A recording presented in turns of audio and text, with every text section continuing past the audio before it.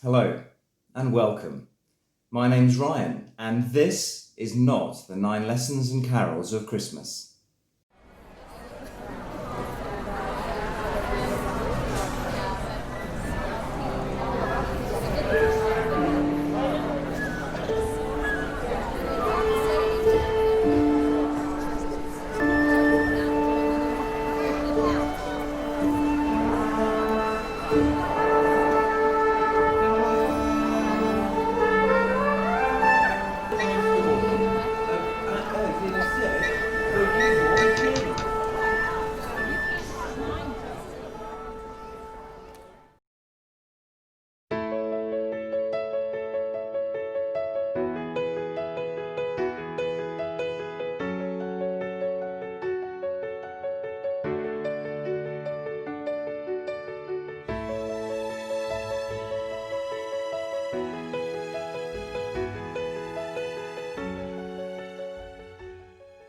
And we're going to take you through the story of Christmas, all the way up to Christmas Eve, and that's a period of time we call Advent.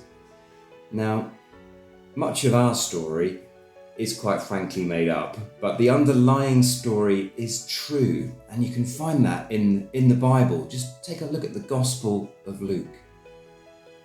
And our story starts with our two main characters, Mary and Joseph, whom I had the privilege of meeting and interviewing recently at a summer conference.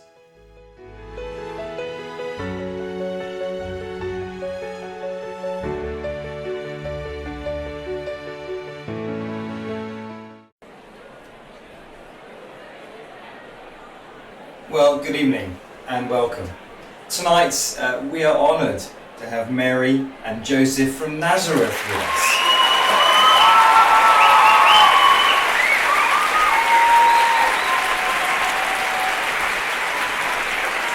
And they're going to tell us an amazing story. It's an amazing story of their encounter with the living God. Welcome to both of you, and thank you for being willing to share your story with us. Perhaps you could start by telling us how you first got to know each other. I first saw Mary the day after she was born. You see, my mum is the village midwife, and she's also good friends with Mary's mom. So she took me to see Mary. I watched Mary grow up, and I was always fond of her. But I was 5 years older than Mary, so we didn't always hang out together. Of course, I knew all the girls in our village, and some were closer to my age, but I just liked Mary the most. Maybe it was her looks, but her looks changed as she grew up. Perhaps it was her easy smile, which always seemed to return so quickly after she was upset by something. Maybe it was the way she listened to me. Really listened. Or the times in a gathering when she would come and stand by me, even if she had nothing to say. It was as if she knew her place was by my side, and I liked her being there. And Mary, was Joseph prominent in your memories of growing up? I think pretty much all of my memories of growing up have Joseph in them somewhere. He, when we were little, he used to tickle me in the synagogue and make me laugh when we were supposed to be being quiet. Our mothers stopped sitting together deliberately to try and keep us apart, but it didn't work. I adored him. And my mum says that when I was little I used to call him Jojo, but I don't remember that. But as we got older, there were times when Joseph didn't want to play with me. I remember crying to my mum the day that he told me that he only wanted to play with the other boys. But he knew he'd upset me though, because he came and apologised later on that day. So we were always friends. And as we grew up, we just got closer. In the end, it didn't really matter to me what we were doing or where we were. It just mattered that we were together. And then came the day when Joseph told me that we were going to be apart. What happened there then, Joseph? I was trained by my dad in a variety of building skills, and I was thinking about how I could develop them. Then came the call from Herod's palace for men to finish the rebuilding of the temple in Jerusalem. It paid well, and so I and a couple of my friends decided to go. For me, the money wasn't the most important reason for going. It was the idea of working in the temple that got me excited. I mean, this is the house of God, the place where God himself lives among us. Well, by this time, I knew I wanted to be with Mary, but we couldn't get married until she was old enough. So, I decided now was the time to get some life experience away from home. So did Joseph going away not put a strain on your relationship, Mary? Joseph came to the house the night before leaving Nazareth. We talked about Jerusalem. My dad gave him recommendations, told him things to look out for, things that he'd seen when he was in Jerusalem as a young man. I was jealous. I wanted an adventure like that. But then there was this, really awkward silence. Joseph seemed to want to say something, but he seemed quite embarrassed about it. So we just waited. And then he spoke. And there was Joseph telling my parents how much he loved me and that he wanted to marry me when he got back from Jerusalem and that he wanted us to be betrothed before he left. I mean, I couldn't speak because I would have just started crying. But my parents didn't seem surprised at all. They just smiled and nodded and listened as Joseph told them about his plans to build a home for us and provide for us with his building work.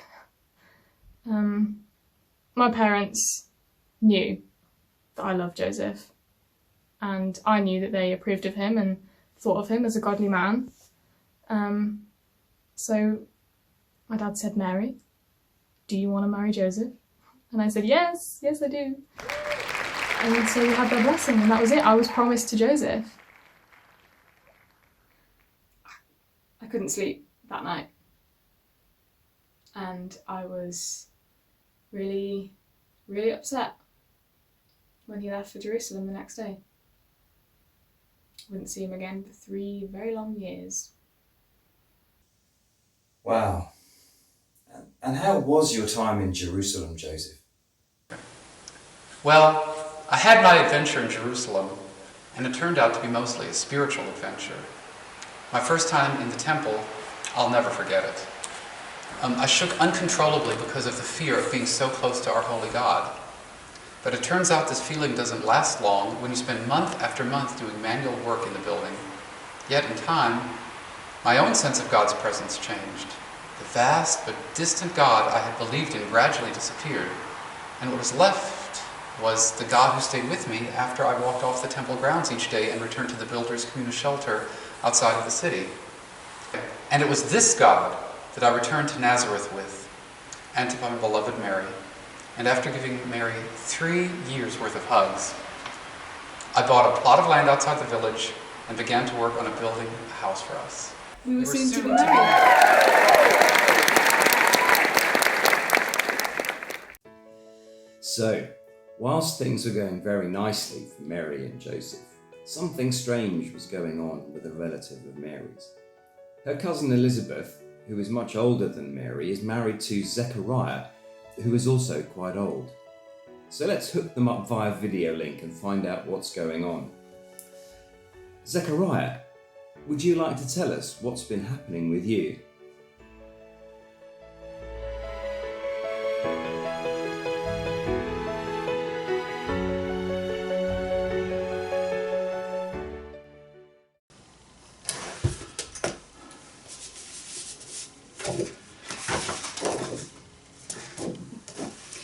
He can't speak, so I'll tell you what happened. The thing is, we'd always wanted a baby. A son or a daughter, we would have loved them equally, but it just wasn't to be. No.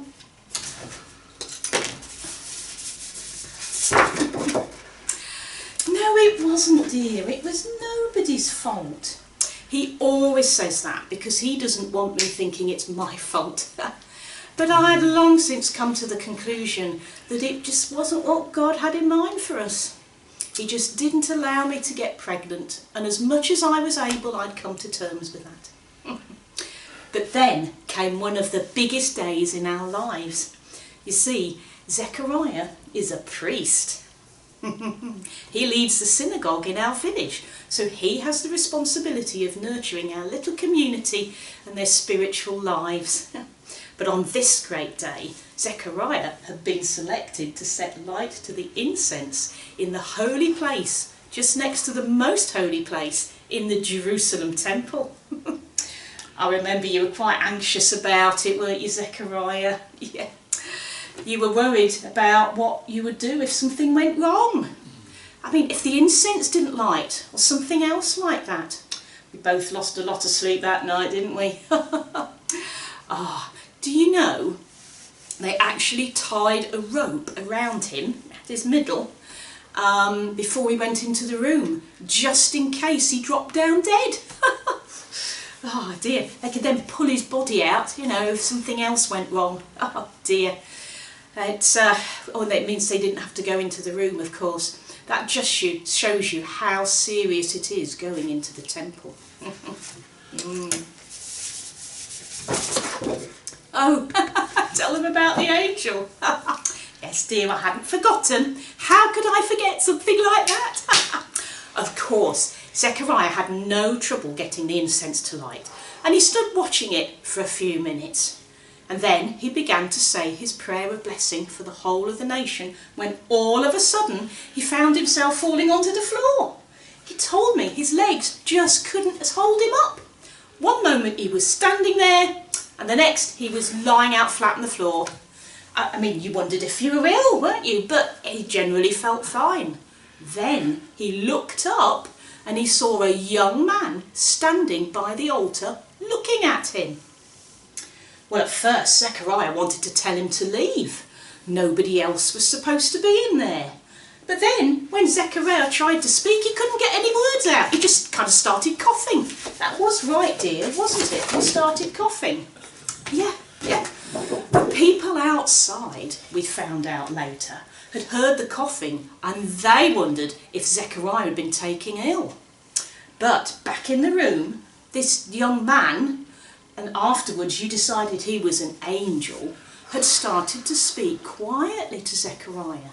He told Zechariah that I was going to have a baby, a son, and we were going to give him the name John, that he would bless a lot of people by leading them back to God. Yeah. The wrong man? Oh, yes. Zechariah wondered if the angel had got the wrong man, that he was talking to the wrong man. Can you believe that? As if God would make a mistake like that. I've not mentioned that to anyone, silly old fool. Oh, but he did point out to the angel that we were both probably a little bit too old to have a baby. I mean, if it had been me, I'd have said to the angel, "Yes, sir, thank you very much, sir. I'll be off to tell my wife the good news now, sir."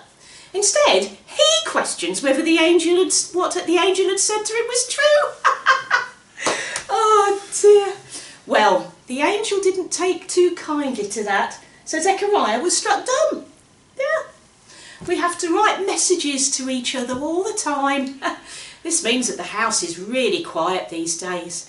Mind you, to tell you the truth, he was never much of a talker anyway, so things aren't that different.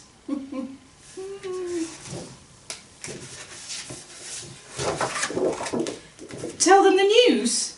Oh, the news, yes. Oh, yes, the news. Well, I'm going to have a baby. So far, we've had Mary and Joseph tell us about how they came to be together in a perfectly normal relationship. There was nothing strange or supernatural about that, but then something supernatural did happen to Zechariah and Elizabeth. And the result is that there's a baby on the way. Well, that's all very nice, but I guess what we're looking for are clues that something really big is going to happen. So perhaps Anna and Simeon can help us. These are two people who are really plugged into the supernatural, so let's listen in on their conversation and see if they have any sense that something big is coming.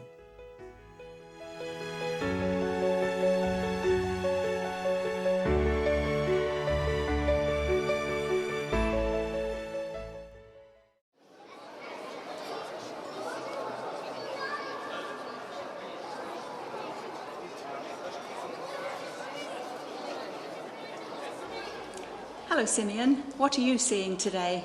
I'm seeing people, Anna. People who are lost. It's remarkable just how like sheep they are. You can see the more adventurous individuals wandering off on their own.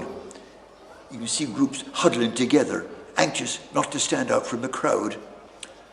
There are children crying out for their parents, whilst other people just sit around, their minds elsewhere as they eat their sandwiches.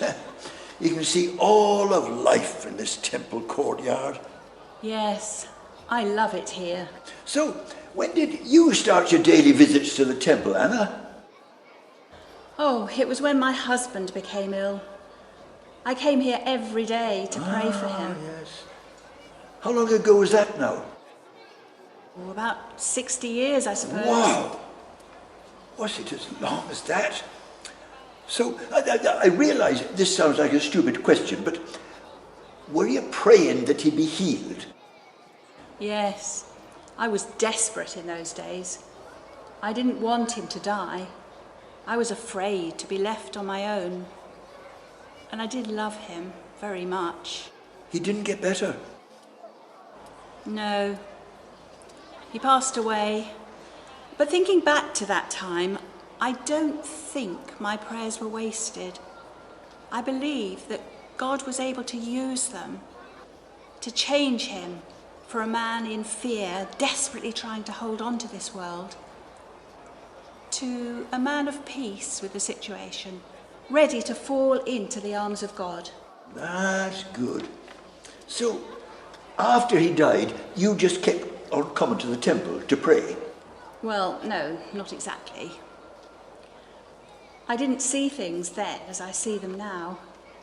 At first, I just didn't want to talk to God. I was angry with him. And I did think then that my prayers had made no difference, or worse, that God had just ignored me. It took me many years for me to realise that no prayer is lost with God. Yes, I know what you mean. So, what brought you back to the temple? Well, the anger with God gradually subsided, and I began to remember the peace that I found being in God's presence here every day.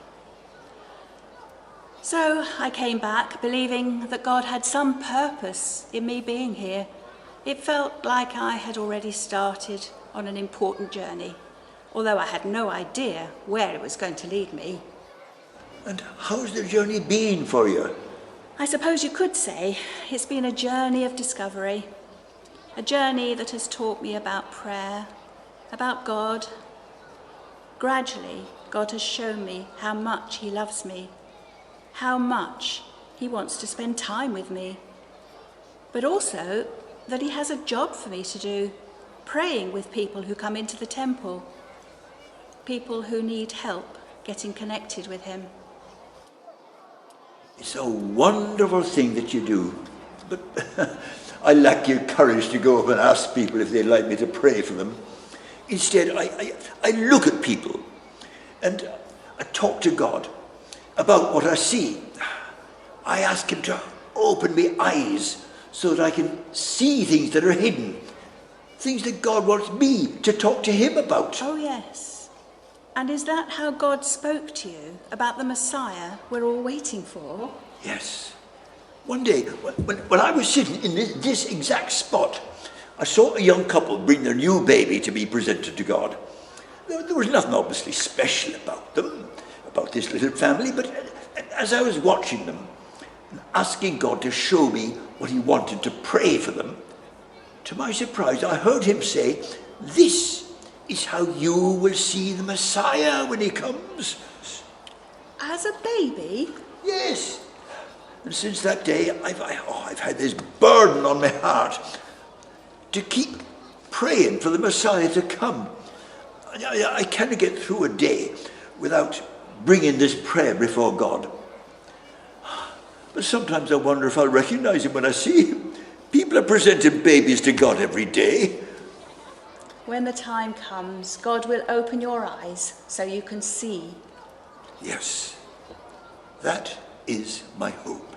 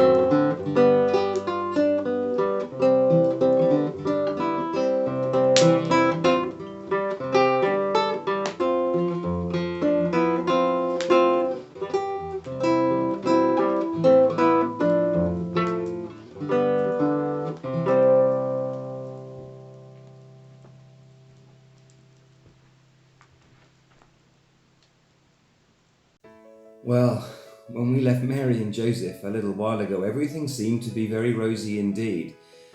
But I'm picking up a vibe that some things happened which has turned Mary's happy home upside down. I think this next conversation between Mary and her dad might clear things up a bit. So let's have a listen.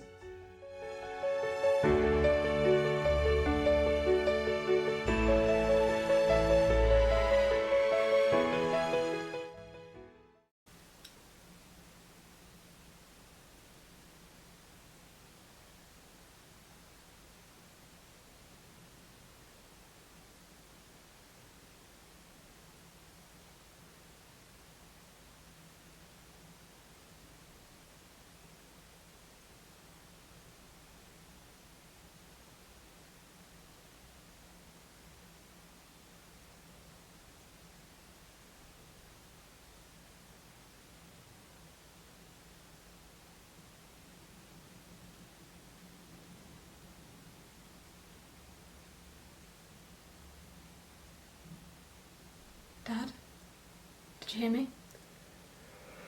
Yeah. Well, I don't know. I'm confused. I mean, if we were talking about you and Joseph, if it was Joseph's baby, I'd get it. I wouldn't be happy. Be ashamed. The village would find out, or not just the village. I mean, this is serious. I mean, really serious. But if it was you and Joseph, well, I get it. I mean, I blame myself. Should have kept a closer eye on the two of you, but this isn't what you're saying, is it? not quite, no. But you don't know if you're pregnant. And this boy just turns up and tells you you're going to have a baby and it's not Joseph's. I mean, how do you know he's telling the truth? Well, I don't know for certain. But Cousin Elizabeth is pregnant after a random boy turned up and told Zechariah that they were going to have a baby. Zechariah, he's the father. And I know they're a bit past it, but that's not against God's law. And in any way, you're not supposed to know. Elizabeth didn't want anybody to know. She's worried that people would think Zechariah had gone a bit soft in the head. Mum told me. She said that this baby was probably pretty special to have an angel announce his arrival. And then an angel, probably the same one, appeared to me and told me something similar. He said that I was blessed by God to be chosen to carry this baby, that he would be a great king, and that this was God's work, that it would happen because God would make it happen. I mean, don't the scriptures say that God spoke and the earth was created? Well, maybe he did something similar in me. Maybe God spoke and a baby was created inside me. The angel didn't do anything, he was just a messenger. I don't know what to think. I mean, ever since you were little, you've always told the truth. And your love for God has always been there for all to see. But if what you say is true, then this must be a special baby. And we've always taught you to trust God. So I guess that's what we need to do, your mum and I. We need to trust God and see what happens. But Joseph, I mean, is he going to believe this? Some angel? I mean, I think this is your marriage over before it started. I know. I don't even want to think about telling him. I mean, I've been in love with him for like my whole life. And I was so excited about marrying him. And then an angel just turned up and threw my whole life upside down.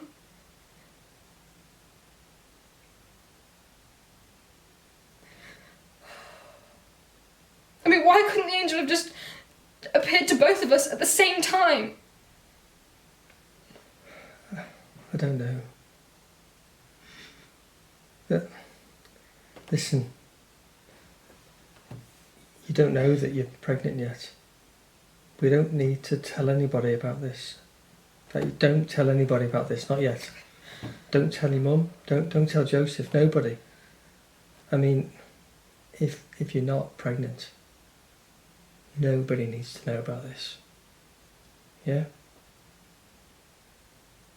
Okay. Thanks, Dad.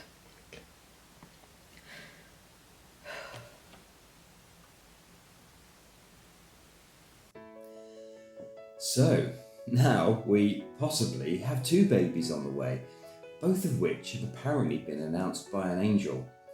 Well, angels are part of the supernatural world, so perhaps that's a clue that something big really is going to happen. We know that Anna and Simeon are expecting God to act in a dramatic way sometime soon. But what's going on with ordinary people? What are they thinking about the whole Messiah thing? Well, here's some likely looking lads. Let's see what they're talking about.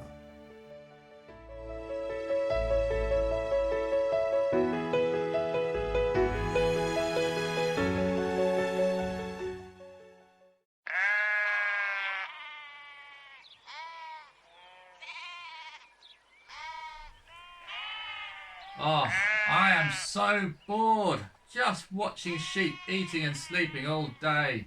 It's so boring. Is it actually possible to die of boredom? I think I might. This job is just so boring. You're always bored.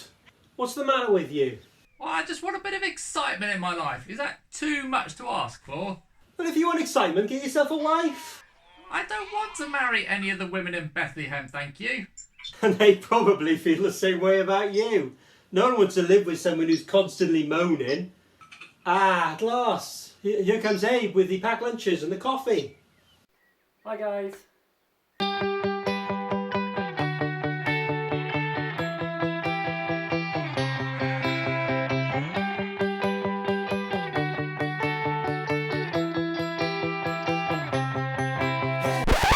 Abe, Ezra is bored.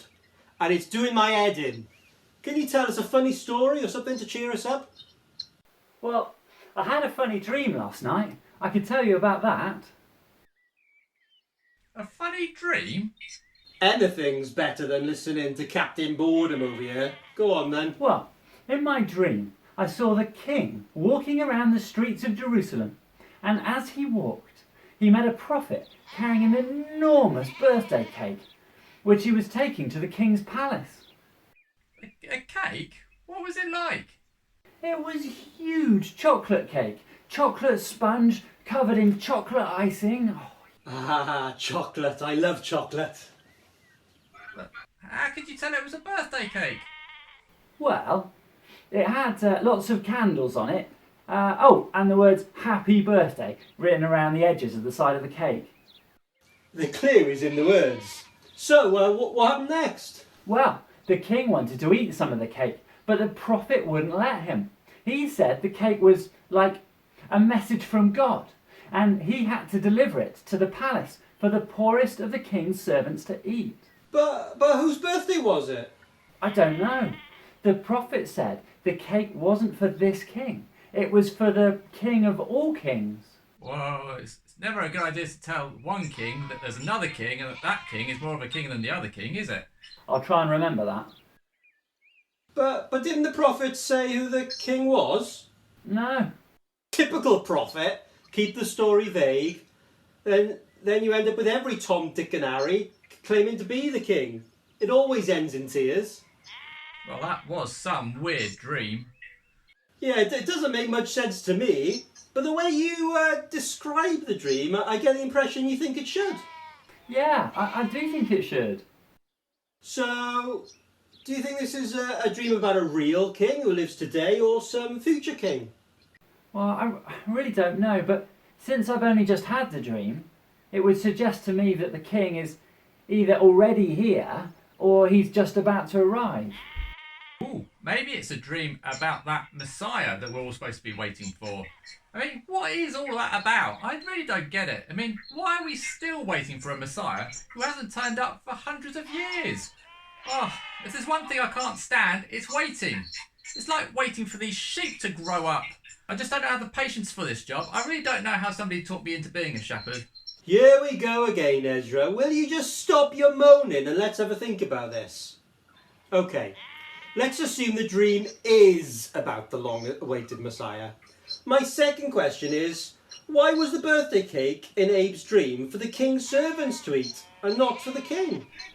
That is a good question. And I have a third question. Why was the cake a birthday cake and not just a cake you might eat on any other day? None of it makes sense.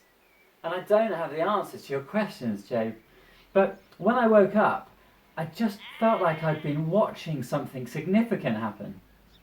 Well, I don't believe it has any significance. I mean, as Job said, there's been lots of messiahs over the years, and every single one of them, well, they're just a bad lot, aren't they? I mean, they don't care about the poor. You know, all they want us to do is be servants or soldiers, and even then, they don't pay us very much, do they? No, I just don't get it. They certainly don't give people cake, that's for sure. Nah, I don't really believe in the Messiah idea either. How could you even tell if someone was the true Messiah before getting yourself into a whole load of trouble with the authorities? So, Joe, what would be convincing sign to you that the Messiah had come and was like, yeah, here he is? I don't think anybody could convince me they were the Messiah. Me neither. This whole Messiah thing is just made up. It's just a way of controlling people and giving us false hope. You know, don't rebel against the people in charge. You know, all you have to do is just wait and the Messiah will come along and fix everything. Nah, all this waiting, nah, I don't get it. It's just a way of making us suffer. So, you know, there's no way then, Joe, right? Anyone could convince you that they were the actual Messiah. Well, the Messiah's meant to come from God, right? So I'll tell you what, I can be reasonable. So if let me see, I need more than just a weird dream. I don't know. Say if one night I was to look up into the sky and the whole sky was lit up with angels telling me the Messiah has come, then maybe I believe. Well, angels, that's never going to happen, is it?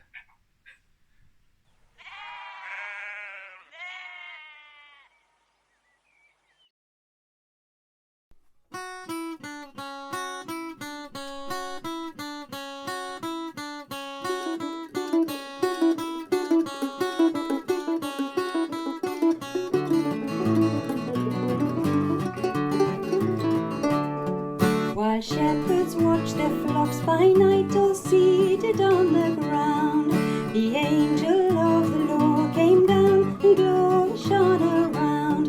Sweet bells, sweet chiming Christmas bells, sweet bells, sweet chiming Christmas bells, they cheer us on our heavenly way. Sweet chiming bells, fear not, said he, for mighty dread had seized their troubled minds. Glad tidings of great joy I bring to you and all mankind. Sweet bells, sweet chiming Christmas bells, sweet bells, sweet chiming Christmas bells, they cheer us on our heavenly way. Sweet chiming bells.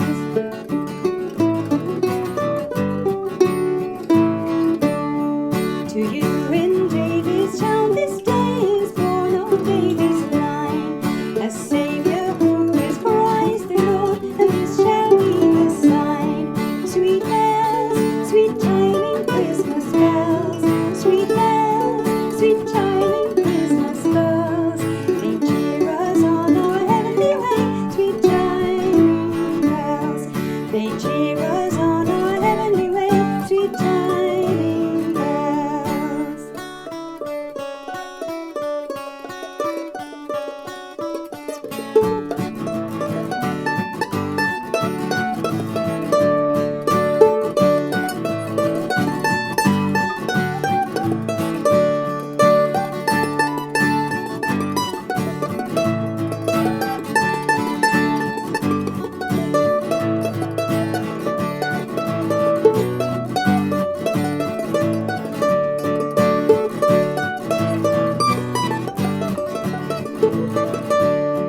All glory be to God on high, and to the earth be peace.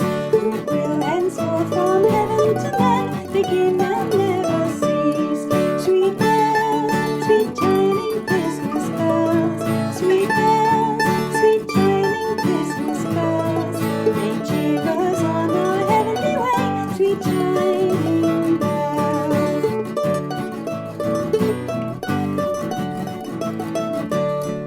While shepherds watch their flocks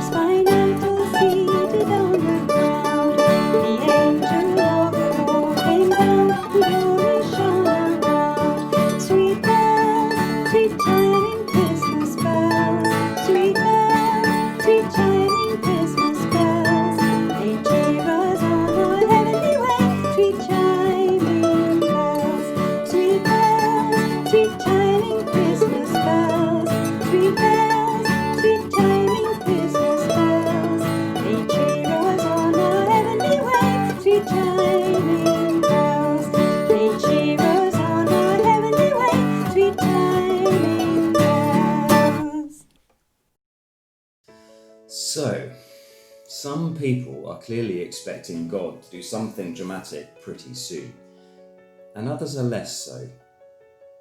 I guess the next thing is to find out whether Mary is definitely pregnant.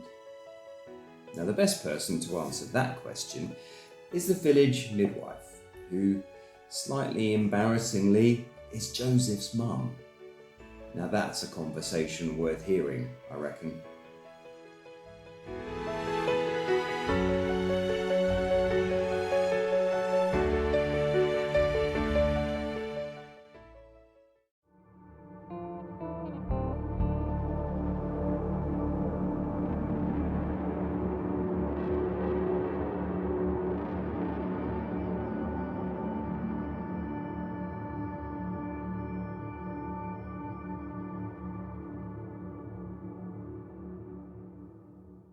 Right, well, this is a bit awkward. You seem to be pregnant, Mary. Yes. And you think so too? Yes. Well, I have to say that you, Mary, are the last person I would have expected to be pregnant before you were married. Does Joseph know about this? No. Do your parents know? My dad does. Not sure about Mum. Well, soon word will be out and the whole village will know. You and Joseph should have behaved yourselves. And to be quite honest, I'm surprised you didn't. And right now, as Joseph's mother, I feel angry and disappointed in Joseph. He knows better than to behave like this. It wasn't Joseph's fault. What do you mean? Everyone knows you are a good girl, Mary. No one will believe that you seduced Joseph, and neither would I. No, people in the village will assume that Joseph put pressure on you, and they'll put the blame on him. Well, at least the two of you will be getting married soon.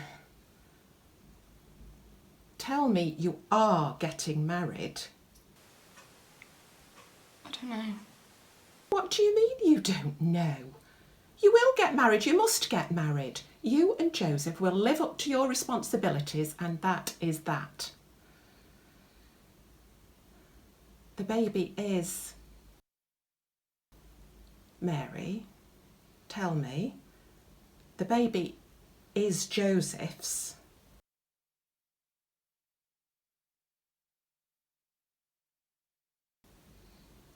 Mary, tell me. Who's the father of your baby? You wouldn't believe me if I told you. Tell me anyway.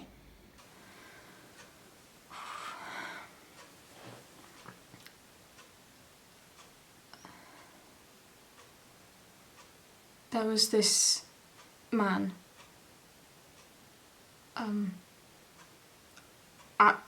I believe he was an angel because he just appeared out of nowhere and started talking to me. He told me that I was going to have a baby,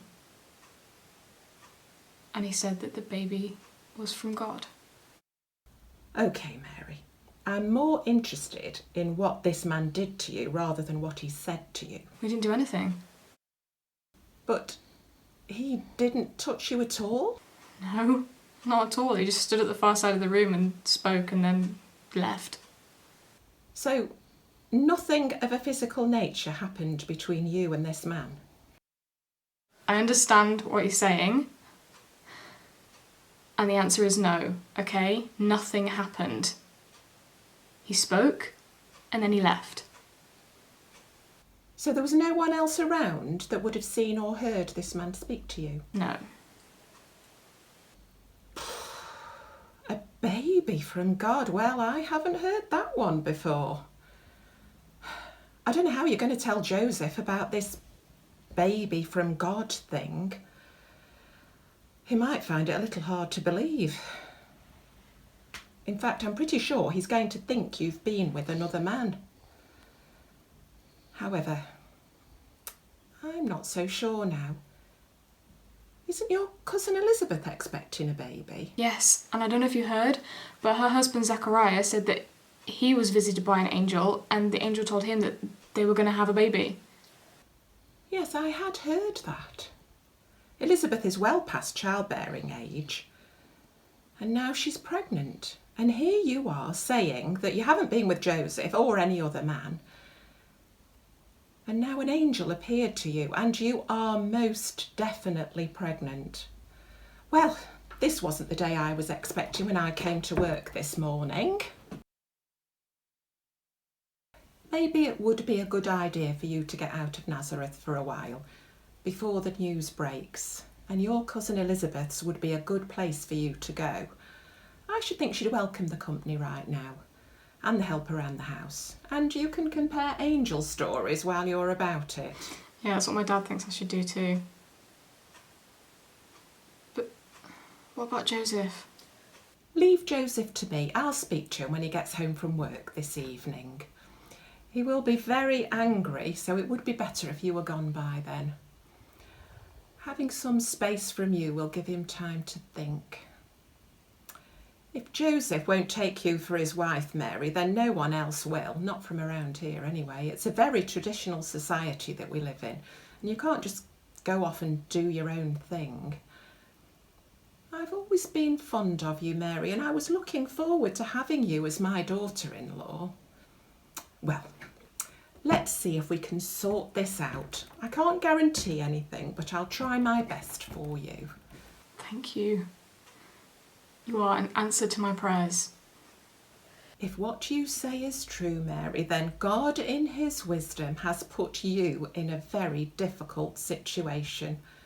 Somehow we have to continue to trust that he knows what he's doing. Now, go home, pack a bag, and I'm sure your father will see you safely off to your cousins. I will send a letter at some point to let you know how things are working out here. Well, Mary took the advice of Joseph's mum and headed off to Elizabeth and Zechariah's house, where she was given a warm welcome. So, to follow this story, that's where we need to go next. And much has happened since we last saw Elizabeth and Zechariah, but we'll let them tell us in their own words. Over to you, Elizabeth.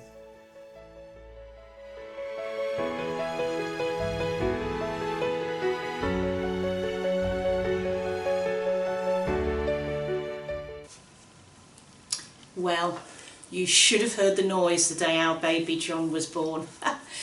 Of course, he was crying like all newborn babies do the first time they exercise their lungs. But then there was the noise of all our friends and neighbours celebrating as well. Oh, that was a great day.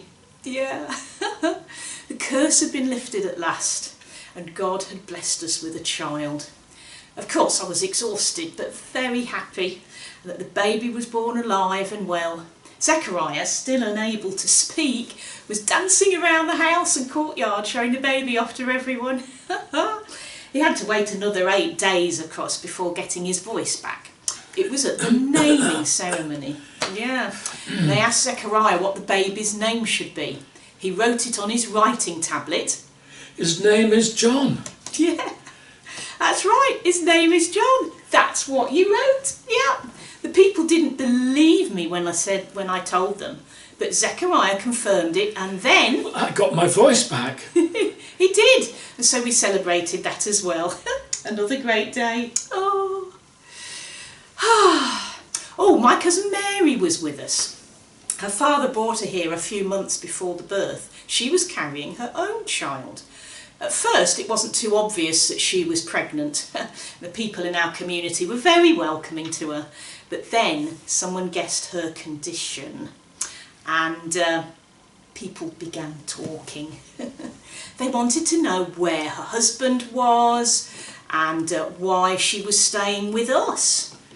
Well, Zechariah and I talked with Mary about what we should say, didn't we? We had a little conversation. Because of our own experience with an angel, we believed Mary's claim that she too had been visited by an angel who told her that the baby was from God.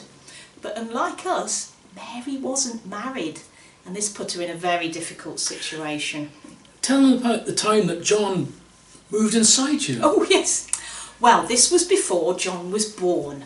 Obviously, I was talking to Mary one day. She was going through a really hard time. Oh, she hadn't heard any news from Nazareth for a while, and this was when our neighbours had started talking and asking questions about her. On top of that, she wasn't sleeping much, and she was being sick a lot. All this left her feeling very tired and depressed, didn't it? Yeah. She was telling me that she felt God had abandoned her in this terrible situation. Oh, it was a very emotional conversation. We were both crying. Then John kind of moved inside of me. It almost felt, I mean, it sounds silly, it almost felt as if he was trying to reach out towards Mary with his hand to comfort her. I said this to Mary, and we both laughed. It was a very strange and wonderful moment. Oh, 2 babies, promised by God, cousins, destined to do great things in this world, yet at that moment in time, totally vulnerable. In a tiny way, John, reaching out his little hand like that, gave some comfort to us both. Anyway, after that, Zachariah got very angry about the gossip going round and decided to take matters into his own hands. As the village priest, he called all the elders of the synagogue together. Then, with lots of scribbling on his writing tablet, he told those elders to leave Mary alone. And they did. I was so proud of him for doing that. It had the effect of changing the atmosphere in our village. People stopped talking about Mary and started talking to her instead. Mary was with me when John was born. Poor girl, seeing me go through all this childbirth, knowing it would soon be happening to her. But then Joseph came. Yes, dear, Joseph came, yes. Just after John was born. If he had been feeling angry with Mary, there was no obvious sign of it when he turned up. He seemed very kind and considerate towards her, didn't he? Yeah. They went off for a walk and had a long conversation of their own. We didn't know what they said, obviously, but when they returned, the 2 of them were happy and reconciled with each other. It was a lovely thing to see. Yes, yes it was, yes. So, the next day, Mary went back to Nazareth with Joseph. It was wonderful having her to stay with us, getting to know her better. We became great friends. Oh, she's a lovely girl. We just were sad to see her go, weren't we? Yes, Yeah. yes we were, yeah. We do hope that she and Joseph will make a good life together. For them and the baby. Yes, yes. So, according to Elizabeth, things seem to have been sorted out between Joseph and Mary, but what really happened? Well, we're going back to that interview I had with them at the summer conference.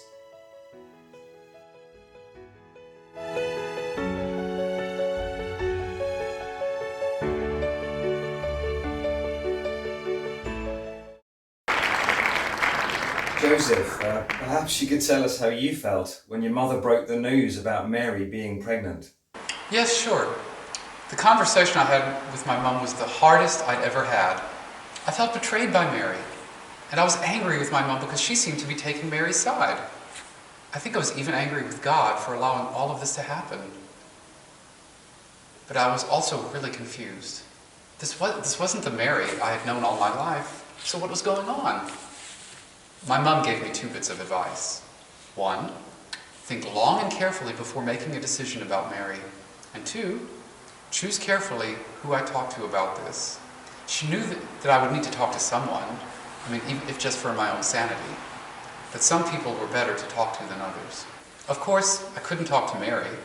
She had gone to stay with her cousin Elizabeth, which was probably just as well because at first I only wanted to yell at her for what she had done to me.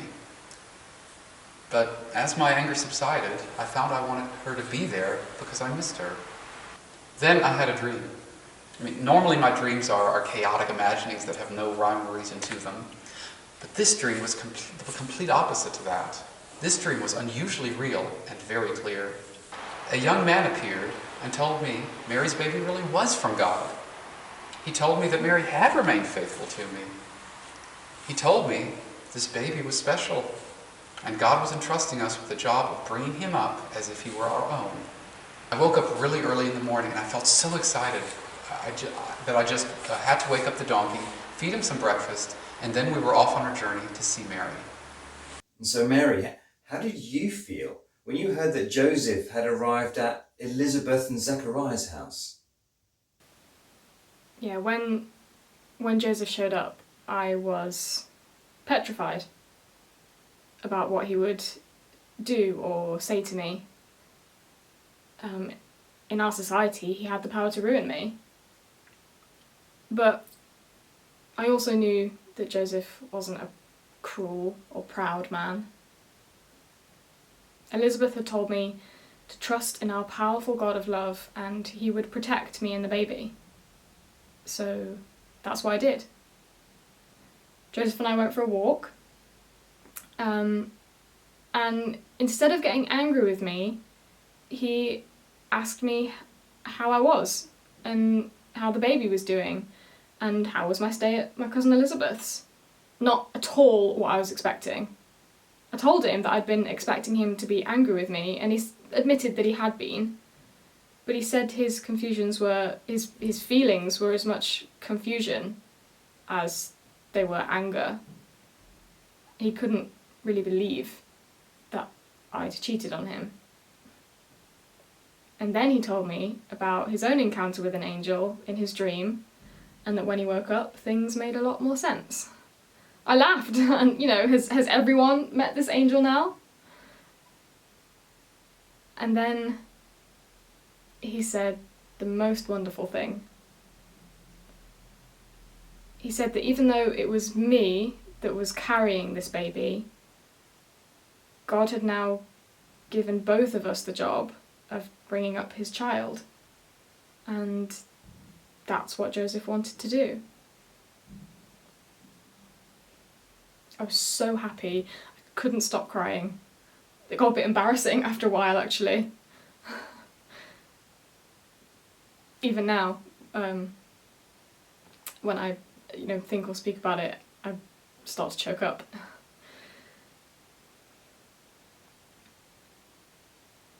I had my Joseph back, and he had me.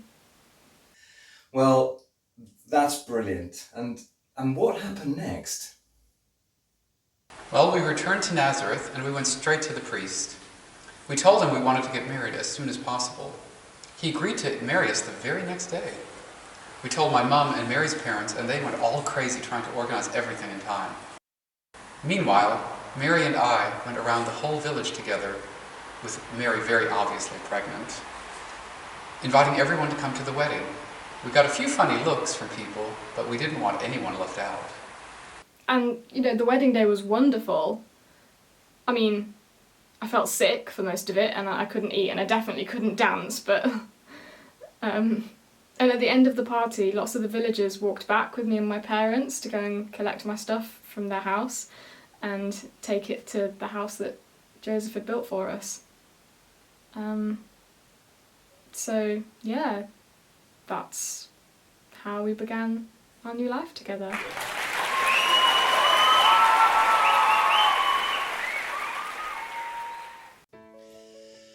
So we've heard the story of Mary and Joseph. Is that all there is to say about it? Well, no. All sorts of things were happening, starting with these guys over here.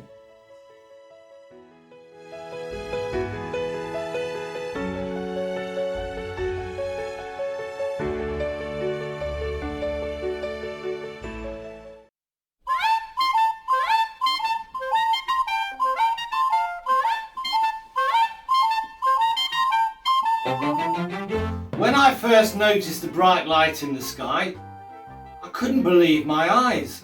I hadn't seen or heard anything like it before. I went to Malchia's house to see what he made of it too. He too had noticed the bright lights and was very excited. We both thought there must be some meaning in it, didn't we?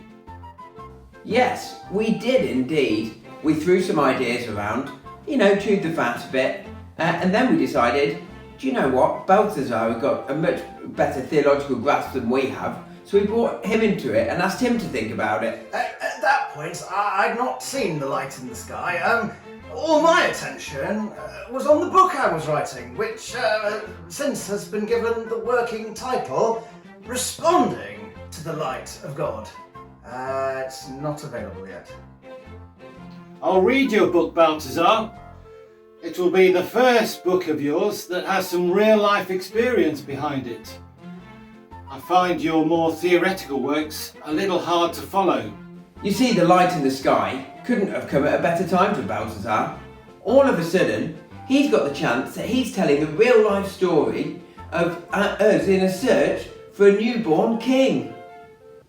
When Caspar and Melchior pointed out The Light in the Sky to me and shared their theories as to its meaning, I quickly realised what was going on. I told them it was a sign that a new king had been born. But it couldn't possibly be a common or garden king. Such kings don't get their own lights in the sky announcing their birth. This must be a great king. Well, after I'd explained this to them, I assumed my job was done, and having told them what I thought was going on, I just wanted them to leave so I could carry on writing. Instead, they came back the next day and asked me to go with them in search of this great king. I told Balthazar that the adventure we were going on would dramatically change the nature of the book he was writing. Yes, and I told Caspar I didn't want to change the nature of the book I was writing. So then I pointed out to Balthazar that this had the chance to become the bestseller. And then, ka-ching, seemed to get his attention, and he paid a bit more interest after that. Yes, well, bills have to be paid, and travelling long distances doesn't come cheap.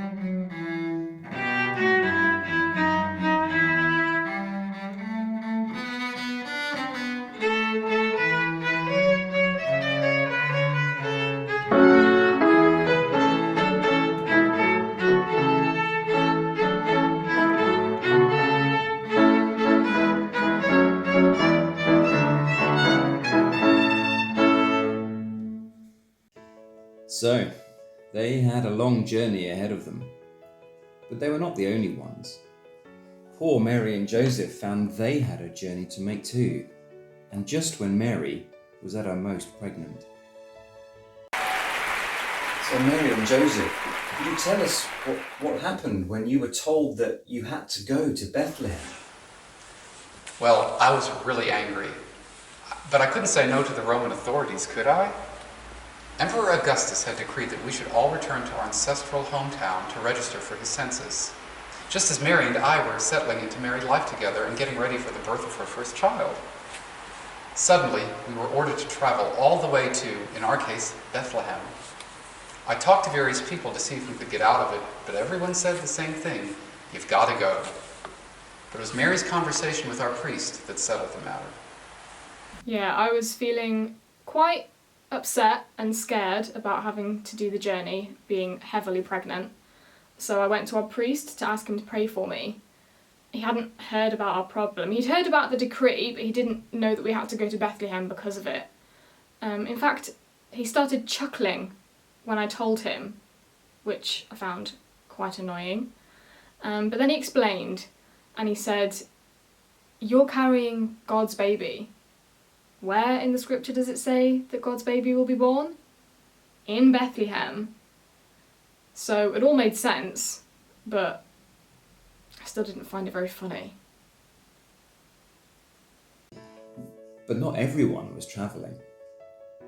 Just by being where God wanted her to be, Anna found she was able to do exactly what God wanted her to do. I have a rule that goes, if I see someone who's obviously in great need, I must try to help them somehow. I don't always keep this rule, especially if my mind is on other things, but I try to. Well, my mind was on other things earlier today. I had a strong sense that God wanted me praying in the temple. And I was hurrying through the streets of Jerusalem to get there. But then I saw a couple, a husband leading a donkey with his wife sat on it. She was heavily pregnant. They both looked exhausted. I'm sorry to say that since praying in the temple was what I was focused on, I almost ignored the couple. But something told me, stop. To stop walking and to see. Then I realised their need was the priority for that moment in time. So I spoke to them and invited them back to my house for some rest and refreshment. They came and spent a few hours with me. After that, they seemed to feel a lot better and were ready to continue their journey. But I could see that time was running out for them. They needed to reach Bethlehem before the sun went down, and the baby was clearly about to arrive. I helped them on their way and then headed for the temple. It was obvious by then that it was this couple and their baby that God was wanting me to pray for. Oh yes, and then there were the shepherds. Abe's story about the king and the enormous birthday cake turned into a story that got told many times by the parents of young children in Bethlehem. In case you hadn't heard it, the king longs for some of the cake, but it's intended for the servants only. I won't spoil the ending, you never know. It may even get turned into a story someday. Meanwhile, my comment about only believing in the Messiah if the sky was filled with angels announcing his arrival went round the town faster than wildfire. People would wink at me and snigger. They usually misquoted me, and this annoyed me. But I would normally just laugh along with them and try not to show how I really felt. I'd say to them, "It's never going to happen," to which they usually replied something along the lines of, "Never say never, Joab." But the three of us still work as shepherds. Ezra is still bored and irritates everyone with his complaining. I'm trying to ignore him, but it really isn't easy. Tonight, Abe and I will have to put up with Ezra as we look after the sheep on the hills outside Bethlehem. At least we can get away from the crowds of people who have descended on our little town for the census. Our homes are crowded with distant relatives who have just turned up on our doorsteps looking for shelter. It's actually nice to be out in this fresh, cold, clear night. My wife has given me this extra warm fleece to wrap around me. I don't know about angels, but there's at least one brighter than normal star up there in the darkness, and it looks like it's shining right above us.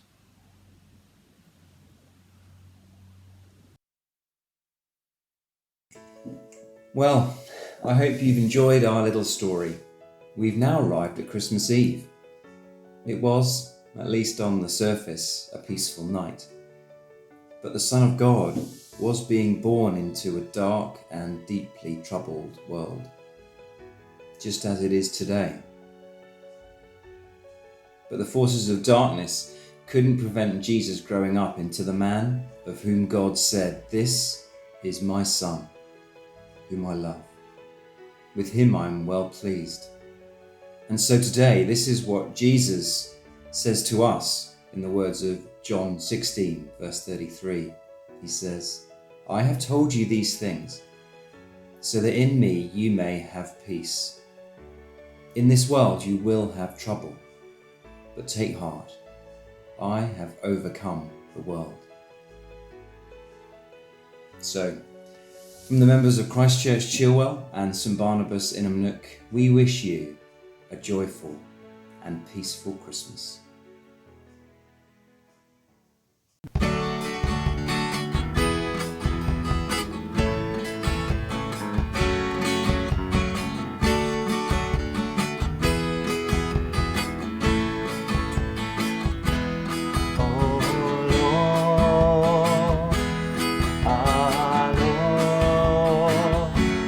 How majestic is your name in all the earth,